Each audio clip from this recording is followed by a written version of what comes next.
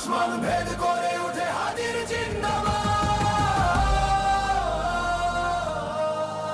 একজন মানুষ পরিকল্পনা করে ঠান্ডা মাথায় একজন নিরাপদ মানুষকে খুন করলো, অথচ তার বিচারের জন্য উপরে মহলের কোনো আগ্রহ নেই। এগুলো কি ইনসাফ? একই দেশে একজন মানুষ 3 বেলা ঠিকমতো খেতে পায় না, আর অন্য একজন এক রাতের পার্টির জন্য কোটি টাকা খরচ করে। এগুলো কি ইনসাফ? একজন চিকিৎসার অভাবে তিলে তিলে মারা যাচ্ছে, অন্যজন সামান্য সর্দি কাশির জন্য বিদেশে যায় চিকিৎসা করতে। এগুলো কি ইনসাফ?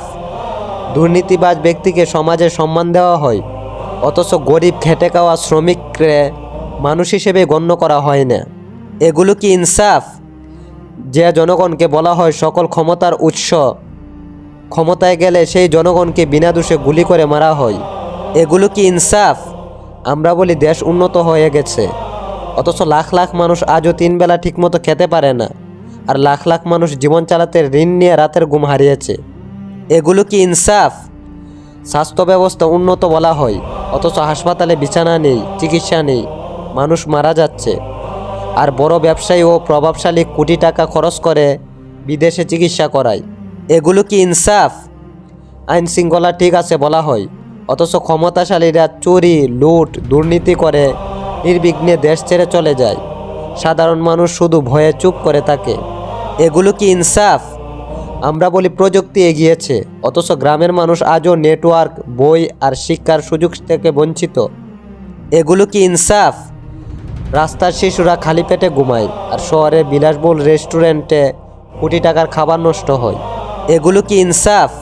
একজন গৃহিণী তিল তিল করে পরিবারের খরচ জোগাড় করে, আর অন্য একজন অযথা বিলাসিতায় টাকা উড়িয়ে জীবন নষ্ট করে। এগুলো কি ইনসাফ?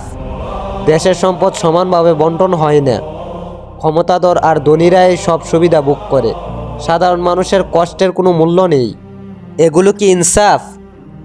আমরা বলি দেশ উন্নত হয়েছে, অথচ গরিব মানুষের জীবন প্রতিদিন যুদ্ধ হয়ে উঠেছে। শ্রমিক, কৃষক, ছাত্র সবার চোখে ক্লান্তি, সবার রাতে ঘুম নেই। এগুলো কি ইনসাফ? সরকারের নীতি ও পরিকল্পনার কথা বলা হয়, কিন্তু সেই নীতির সুফল ভোগ করে কেবল বড়রা, সাধারণ মানুষের জন্য কিছুই থাকে না। এগুলো কি ইনসাফ? আমরা জানি মানুষই দেশের আসল শক্তি, তবুও সেই মানুষই বিনা দোষে নির্যাতিত হয়, অবহেলিত হয়। এগুলো কি ইনসাফ? আমরা বলি উন্নয়ন হয়েছে, অথচ আজও লাখ লাখ মানুষ গৃহহীন, পথশিশু অসহায়। এগুলো কি ইনসাফ? আমরা বলি সমাজ ন্যায়পরায়ণ, কিন্তু বাস্তবে সাধারণ মানুষ কষ্ট, মৃত্যু আর দারিদ্র্য সব কিছু গ্রাস করে। এগুলো কি ইনসাফ? টাকা, সম্পদ, ক্ষমতা এসব শুধু কাগজ বা সংখ্যা নয়, এসব মানুষের জীবন রক্ষা আর ন্যায় নিশ্চিত করার জন্য।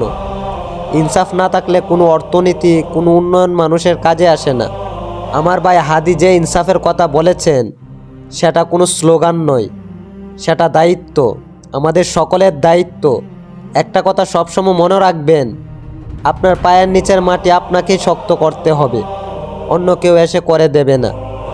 ইনসাফের পথে নিজে চলুন, আর অন্য কেউ চলতে বাধ্য করুন, তাহলে আমরা নতুন একটা বাংলাদেশ গড়তে পারবো ইনশাআল্লাহ।